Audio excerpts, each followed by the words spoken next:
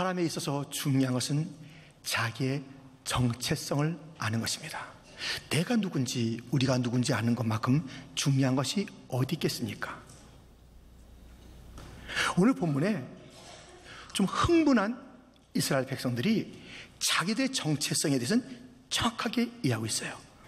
4절 상반절에 보면 너희가 어찌하여 여호와의 회중을, 여호와의 회중, 자기들이 여호와의 회중이래요. 그러니까 하나님의 백성이라는 자기 정체성을 분명히 하고 있어요. 그런데 정체성을 아는 게 참 중요하지만 그 정체성에 걸맞는 행동, 삶이 또한 중요하지 않겠습니까? 이 정체성을 못 찾아서 헤매는 인생이 많이 있지만 이것을 찾았는데도 불구하고 거기에 걸맞는 삶을 살지 못하는 삶 또한 많은 것입니다. 우리는 주님의 종이에요. 그렇게 얘기해놓고 종같이 살지 않아요. 자기가 주인 같아요. 우린 그리스도의 신부죠. 정체성이 분명해요. 신부 같은 정결함이 어디 있어요? 성령의 전입니다. 더러운 것 갖다 집어넣으면서 무슨 성령의 전인, 그 정체성을 아는 자라고 할 수 있겠어요?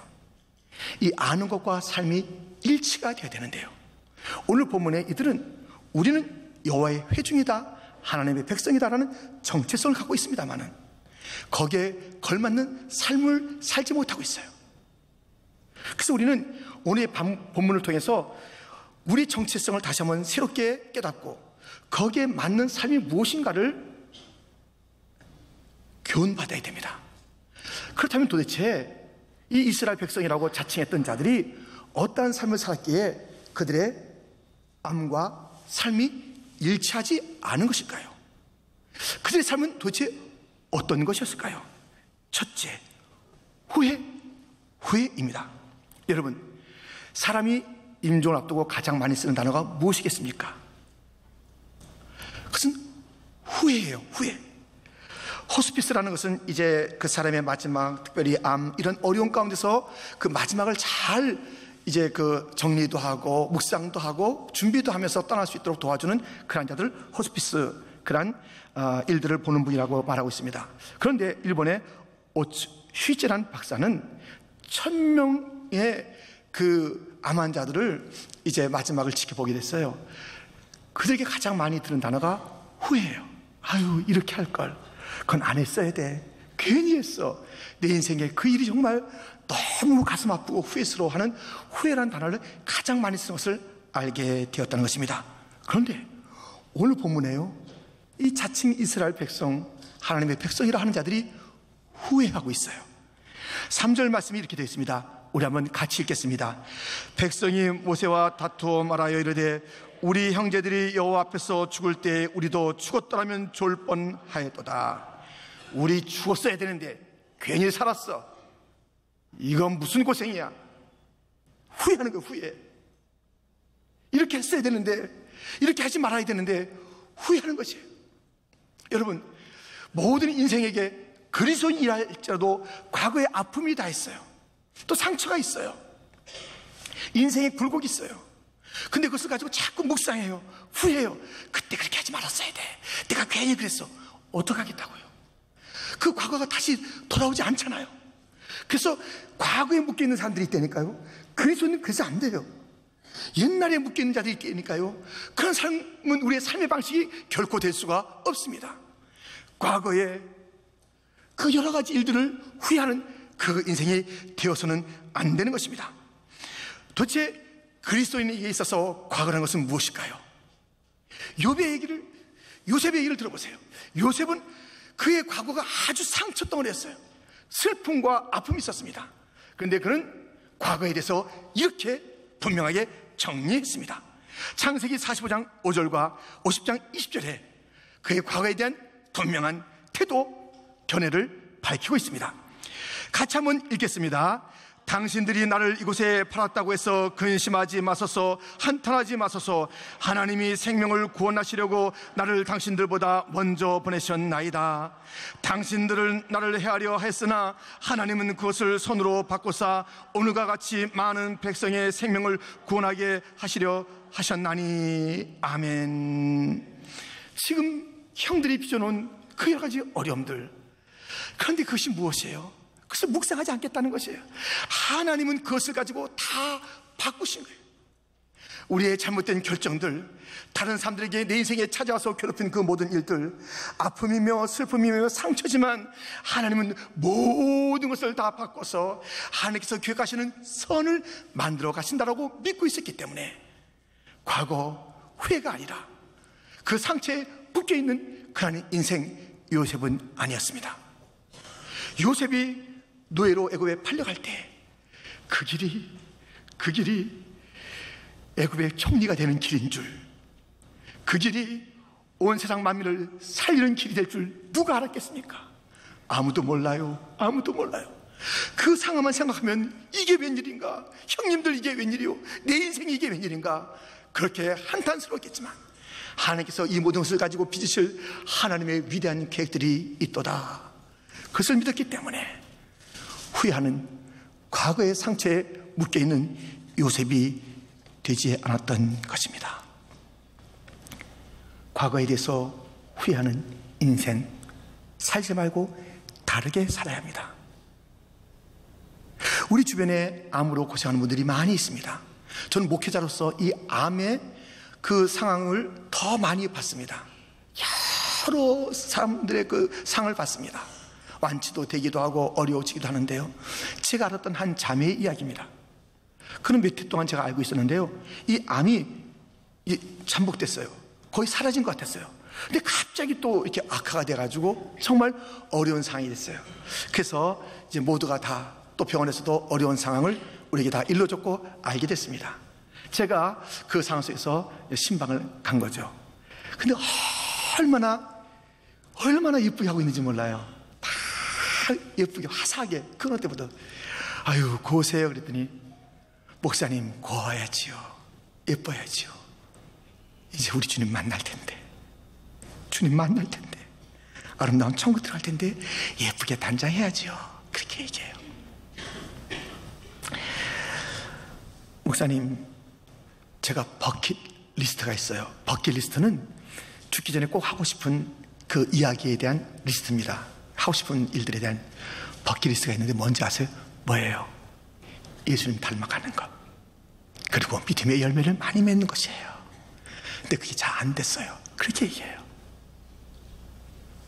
또 어느 날은, 목사님 제가 유언 썼어요. 무슨 유언 썼어요? 그렇게 물었더니 제 안구를 기증하려고 그래요. 그리고 제 이 시신을 이제 영구로 내놓으려고 합니다. 그러니까 예배는 단 한 번만 드려주시면 되잖아요. 그렇게 드려주세요. 그렇게 얘기하는 것을 제가 듣게 되었습니다. 근데 제가 좀 그 분을 알고 있기 때문에 속이 상한 거예요. 아니, 이분이 그 삶 가운데 어려운 일이 많거든요. 누군가에 의해서 많이 좀 어려운 일들이 많은데 속 시원히 그 사람을 좀 원망했으면 좋겠는데 결코 안 하는 것이에요. 내가 그 사람 만났기 때문에, 그 일 때문에 내가 이렇게 아픔의 시간들을 보냈다라고 좀 말했으면 제가 좀 시원하지, 제가 한마디도 안 해요. 그러더니 여러 성도들과 함께 찾아간 거기서, 여러분들 하나님 나라에 속했던 것을 잊지 마세요, 그러면서 주님의 품에 안긴 거예요. 그리스도인들은 과거의 연연에서 얘기하는 자들이 아니에요. 우리의 그 미래가 있잖아요. 그 찬란한 미래가 있기 때문에 그것을 묵상하고 그것을 기다리는 것이 남다르게 살아가는 것이에요. 왜 그리스도인이 돼가지고 과거의 상처에 후회로 가득한 그런 이야기와 그런 그 괴로움으로 시달리고 있단 말입니까? 그럴 수가 없습니다. 그래서 우리는 우리의 지나는 과거에 대해서 잘 드러내고 앞으로 우리가 어떤 일이 있을 것인가를 소망하는 찬송이 있으니 함께 그 찬송을 불러보지 않겠습니까?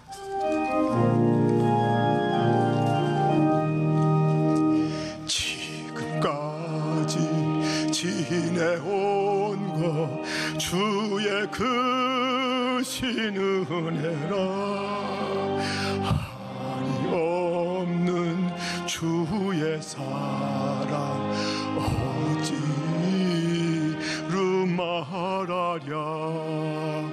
자나깨나 주의 손이 항상 살펴주시고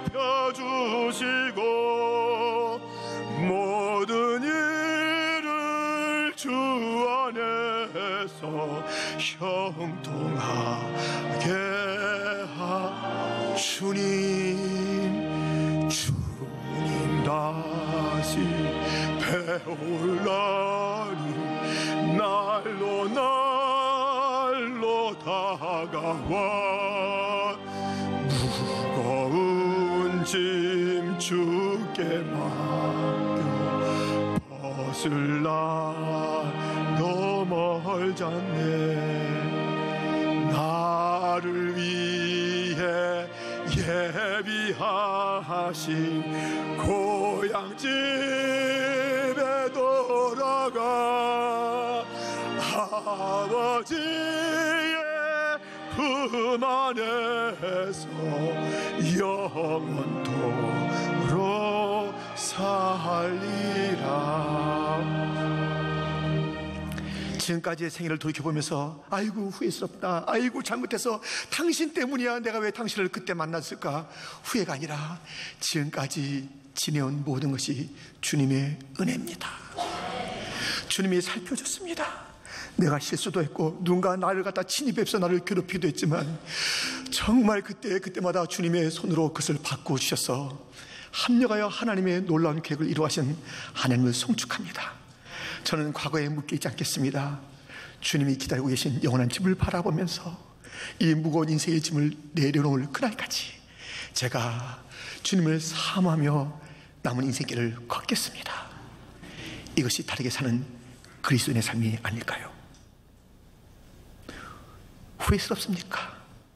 옛날은 오지 않습니다. 그러므로 후회하지 마세요. 기다리세요. 그날이 있습니다. 그날이 있습니다. 그리스도인들은 다르게 삶을 사는 자들이니 후회가 아닌 기다림으로 벅차고 감격해 하는 삶을 사는 자들인 것입니다. 이 자칭 스스로가 하나님의 백성이라 하는 자들이 후회하는 모습을 보였습니다. 이들이 또 그들의 정체성과 다르게 살았던 두 번째 삶은 두려움이에요. 두려움. 이들은 과거에 대해서 후회하더니만 현실의 어려움에 대해서는 너무 두려워하는 것입니다. 4절 말씀 같이 읽겠습니다. 함께 시작.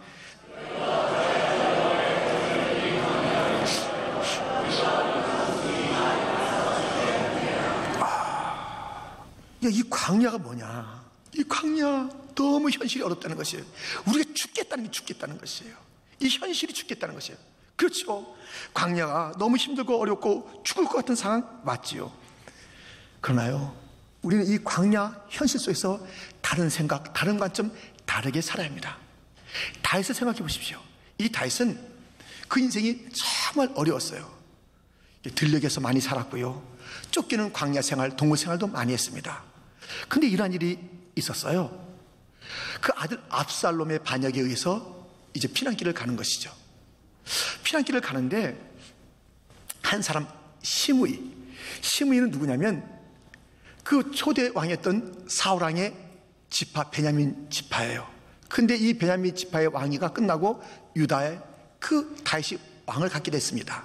근데 쫓기는 것을 보니까 시므이가 너무 고소한 거예요. 그러면서 막 저주하고 욕하고 놀리고 그러는 것이에요. 그때 그 다윗의 휘하에 있던 군사들이 저 가서 죽이겠다고 했을 때 아니다 그런 거예요. 지금 이 현실은 내가 지금 저주를 듣는 시간이다. 근데 너희들 그렇게 해서는 안 돼. 왜냐하면 다윗에게는 이런 관점이 있었기 때문입니다. 사무엘하 16장 10절 왕이 이르되 수르야의 아들들아 내가 너희와 무슨 상관이 있느냐? 그가 저주하는 것은 여호와께서 그에게 다윗을 저주하라 하심이니 내가 어찌 그리하였느냐 할 자가 누구겠느냐 하고 12절 말씀은 같이 읽겠습니다. 혹시 여호와께서 나의 원통함을 감찰하시리니 오늘 그 저주 때문에 여호와께서 선으로 내게 갚아주시리라 하고. 지금 다윗은요, 그 저주 속에 하나님께서 내게 하시고 싶은 말씀이 있는 거야. 그걸 들어야 돼. 지금 저 입을 통해서 나에게 지금 하나님께서 하시는 말씀을 그것을 들어야 돼. 현실이 어렵다고 이것을 외면하고 이것을 지워버리려고 하고 이걸 고통스럽다고 하고 두려워해서는 안 되는 것이. 다윗은 이 현실 속에서도 하나님의 음성을 듣는 것이에요. 그리고 내가 지금 힘이 어렵지만 주님께서 오늘의 이 아픔을 아시고 바꾸신다고 그랬죠. 바꿔주실 거야 하는 그러한 기대감과 믿음을 갖고 있는 것을 보게 됩니다. 현실의 어려움 속에서 두려워하고 죽겠다고 그렇게 우리가 아우성 칠 것이 아니라 그 속에서 할 일이 있다니까요. 여러분, 에스겔 33장 30절 상반절은 이렇게 되어 있습니다. 여호와께로부터 무슨 말씀이 나오는가 들어보자. 여호와께로부터 무슨 말씀이 나오는가 들어보자. 지금은 이 현실이다, 나에 대한 저주다, 너무나도 비바람이 세다, 힘들다. 여기서 여호와께서 무슨 말씀을 하시는지 들어보자. 이것이 다윗의 태도였습니다. 여러분, 우리가 끊임없이 가져야 될 태도, 그것은 무엇이냐면 여호와께서 무슨 말씀하시는지 들어보자. 오늘 여러분이 왜 나왔습니까? 여호와께서 나에게 무슨 말씀하시는지 들어보자. 이것이 해야 합니다. 여호와께서 저 강단을 통해서 무슨 말씀하시는지 들어보자. 얘들아, 이리 와라. 우리 가정이 지금 어렵게 됐구나. 이 어려움 속에서 여호와께서 우리에게 무슨 말씀하시는지 들어보자. 말씀을 펴라. 예배를 드리자. 여호와의 말씀을 들어보자. 여보, 당신이 실패했고요, 사업에 실패했고요, 여기서 여호와께서 무슨 말씀하시는지 한번 들어보죠. 당신 아프구나. 여호와께서 이 아픔 속에서 무슨 말씀하시는지 들어봅시다. 성도들이여, 우리 교회가 시련이 있습니다. 지금 여러 가지 고통이 있습니다. 여호와께서 분명히 무슨 말씀하실 말씀이 있어서 이 고통을 주었으니 무슨 말씀을 하시는지 귀를 열고 들어봅시다. 온 백성이여, 이 시대가 어렵습니까? 여호와께서 무슨 말씀하시는지 들어야 길이 있습니다. 여호와께서 무슨 말씀을 하시는지 들어야 합니다. 거기에 길이 있는 줄 믿습니다. 거기에 답이 있는 줄 믿습니다. 거기에 소망이 있는 줄 믿습니다. 그 모든 환난과 어려움 속에서 여호와께서 도대체 무슨 말씀을 하시려고 이러한 광야와 이러한 비바람을 줬는지, 비바람만 바라보고 그 소리만 듣고 겁내고 죽겠다고 하지 말고 거기서 하나님의 음성을 들으십시오. 하나님은 말씀하십니다. 어떨 때는 비바람 속에서 너 잘하고 있는 거야, 너 잘하고 있는 거야. 사람들이 너 지금 어렵다 그러지, 잘하고 있다 격려도 하십니다. 내가 너를 응원한다 지지도 하십니다. 내가 너에게 가르쳐줄 곳이 있어 교훈도 하십니다. 너 아프지 고쳐도 주십니다. 너 이건 버려야 돼 책망도 하십니다. 우리를 격려하시고 지지하시고 교훈하시고 위로하시고 우리에게 또 고쳐주시고 우리에게를 책망도 하시는 하나님의 음성이 그 상황 속에서 있으니 이 상황을 멀리하지 말고 이 상황 속에서 귀를 기울이십시오. 그리고 이 상황을 넘어서 하나님께서 역사하신 것을 기대하시는 자들이 되기를 주님의 이름으로 축원드립니다.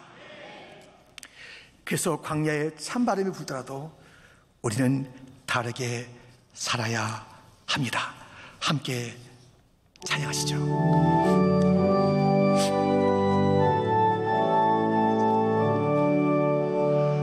광야에 찬바람 불더라도 앞으로 남은 길 멀지 않네.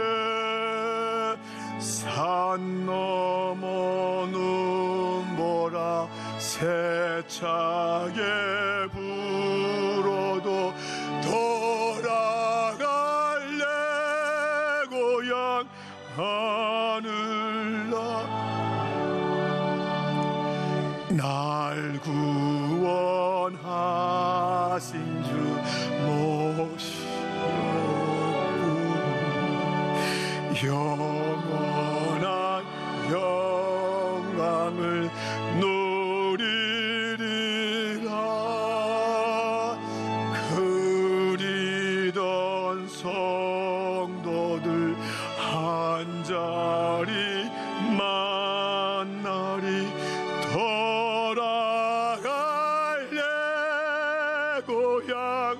하늘 나라.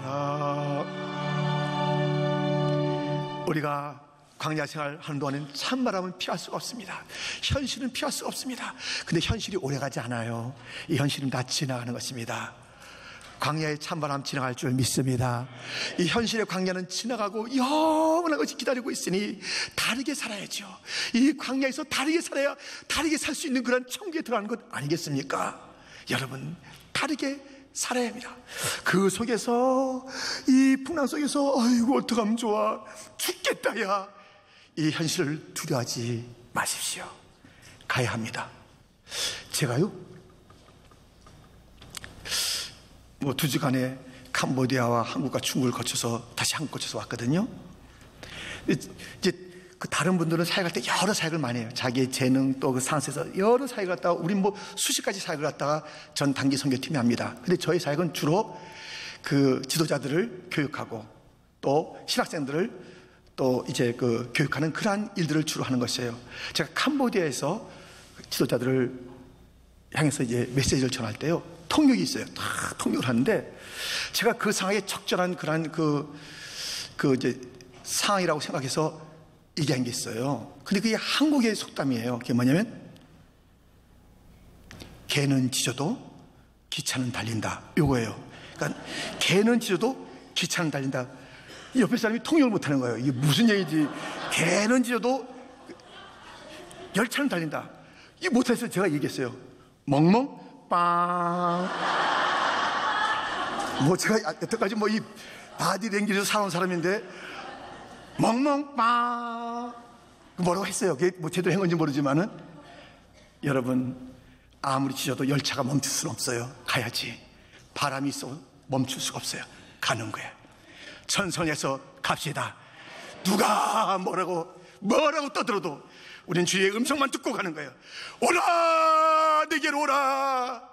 주님의 음성을 듣고 나가는 우리들, 현실의 어려움이 있다 할지라도 그 속에서 들려주는 하나님의 음성을 들으며 하나님을 신뢰하며 이 풍랑이 지나 저 영원한 나라로는 가리라 믿음으로 나가는 그런 자들이 다 되기를, 다르게 살아가는 자들이 되기를 주님의 이름으로 축원드립니다.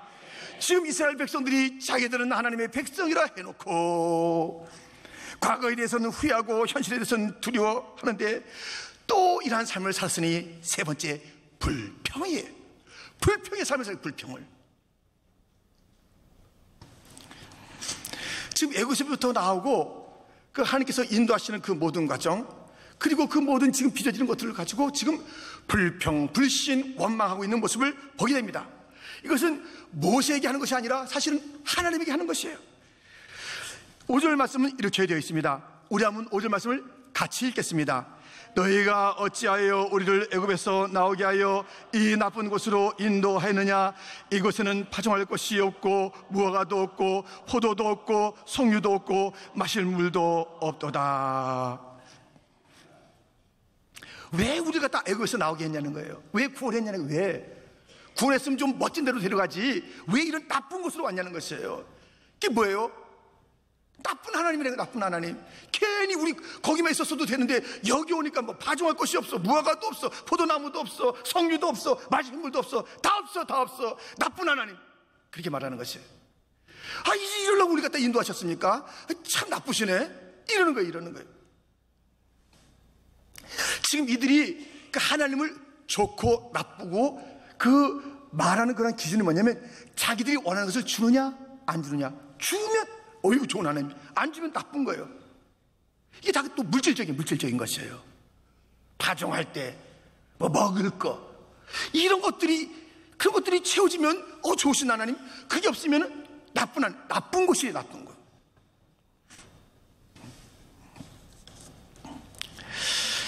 하나님 나빠요?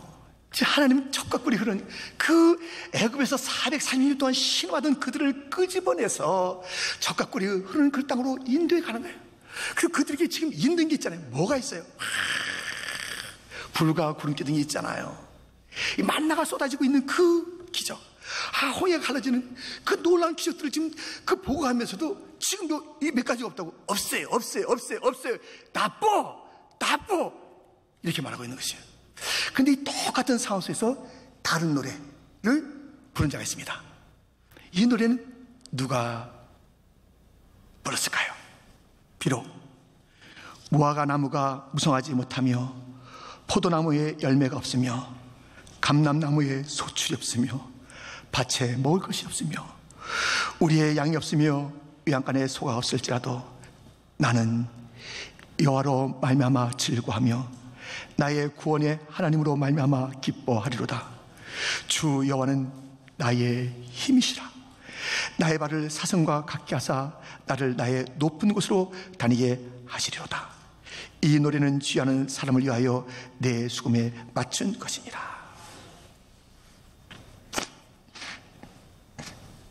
다 없어요. 무화과나무, 감람나무, 포도나무, 밭에 먹을 것이 없어요. 양도 없고 소가 없고 다 없어요. 그런데 기뻐하는 거예요. 왜? 눈에 보이는 크란 그 물질 것은 내게 없지만 나의 하나님은 살아계신 하나님, 그 주님은 구원의 하나님. 그러니까 그는요, 이 물질이 아닌 진정한 가치, 진정한 본질, 그것을 인해서 너무 기뻐요. 하나님, 그리고 인도하시는 것에 대해서 이게 없잖아요. 없으면 뭐라고 그래요? 이스라엘 백성들은 나쁜 곳으로 인도하셨네. 나쁜 하나님 아니야? 이렇게 하는 거예요 지금. 근데 하나님 나를 높은 곳으로 인도하십니다. 그래요. 얼마나 달라요. 얼마나 달라요. 무엇이 없으니까는 나쁜 곳이라고 그래요. 근데 없는데도요, 나를 높은 곳으로 인도한다고 하박국 선지자가 말하고 있어요. 하박국 선지자도 원래는 좀 삐딱했습니다. 잘 따졌어요.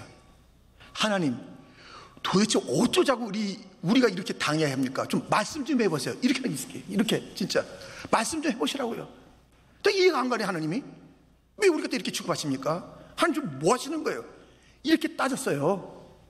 이해가 안 된다고 그랬어요. 근데 그가 관점이 바뀐 거예요. 그게 어떻게 관점이 바뀌었냐면, 종교개혁이 일어났던 그 말씀, 오직 의인은 믿음으로 말미암아 살리라, 로마서에 있는 그 말씀이 이 하박국에서 2장에 있는 말씀이에요. 그것을 가지고 로마서에 기록한 것이에요. 거기 의인은 믿음으로 말미암아 살리라. 믿음? 눈에 보이는 것이 아니라 믿음?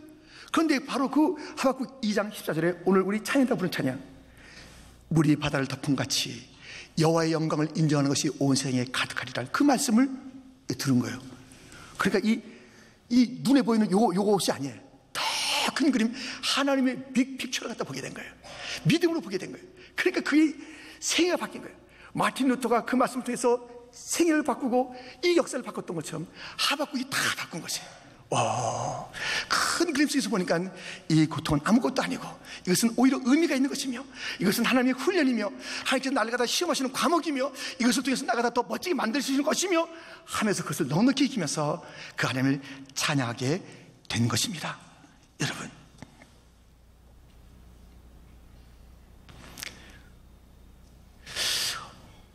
어쩌자고 내가 없는 것만 가지고 묵상하십니까?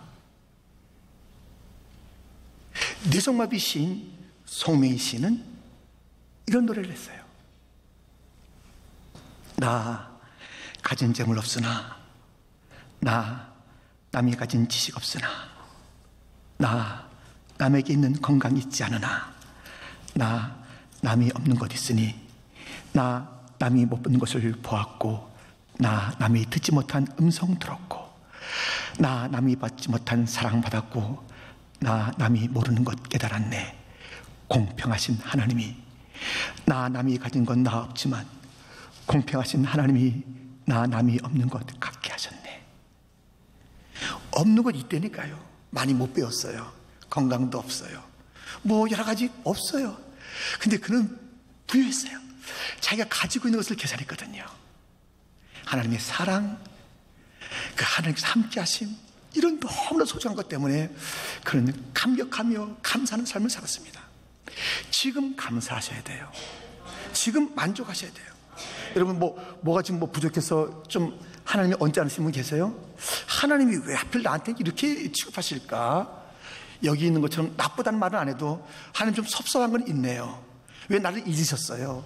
왜 나에게 이렇게 대화하시냐고요? 이렇게 하면서 하나님에 대해서 좀 그 못마땅한 그런 태도가 우리의 태도 아닙니까? 어휴, 목사님 그러지 마세요. 난 그런 적 없어요. 범사에 감사하지 않으면 그런 것과 똑같은 거예요. 모든 것에 감사하지 않고 내가 요 사업만 풀리면, 내가 요 문제만 해결되면 감사할 텐데 아직까지는 좀 그래요. 좀 그래. 이거 다 하나님 나쁘다고 표현한 것에 다름이 아닙니다. 하나님 나쁘세요. 하나님 아버지의 마음이 얼마나 아팠겠어요. 저 신음하던 이스라엘 백성들을 애굽에서 끄집어내서 젖과 꿀이 흐르는 그 땅으로 인도하시는 그 하나님에게 나빠요. 그래, 나빠요. 얼마나 마음이 아프셨겠어요. 수시로 그래, 수시로. 이게 없다, 저기 없다. 여러분 지금 뭐가 없어서 그렇게 못마땅하십니까? 정말 없으신 분들은요, 저하고 이거 끝나자마자 오늘 저하고 한번 병원에 가자고요. 여기 중환자실 한번 돌아보라고요. 눈도 못 떠요. 먹지도 못해요. 호흡도 못해요. 앉지도 못해요. 눕는 것도 고통이에요.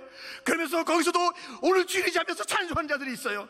우리의 그 함께했던 그런 형제자매 중에 지금 저 너시홈이나 병원에 있음에도 불구하고 거기서 목사님 찾아가면 제가요 1, 2, 3, 4부 예배를 위해서 기도해요. 우리 성도들 위해서 기도해요. 목사님의 삶을 위해서 기도해요. 내가 기도하는 거 잊지 마세요. 그는 걷지도 못하지만 계속 감사하는 것을 보게 됩니다. 무엇이 못마땅합니까? 그렇기 때문에 하나님 나쁘다고 직접 말은 안 하지만은 하나님께서 마치 나쁜 분인 것처럼 그 사실은 하나님을 찬양하지 않냐고, 그 하나님을 기뻐하지 않냐고, 주님이 주신 구원을 소중히 여기지 않냐고 그렇게 살아가고 있단 말입니까? 우리 주님께서 그 아들 독생자를 십자가에 달려 죽게 하시면서 우리를 지금까지 인도하신 그 하나님은 선하신 하나님인 줄 믿습니다. 우리를 사랑하신 하나님인 줄 믿습니다. 그 하나님이 나쁘세요?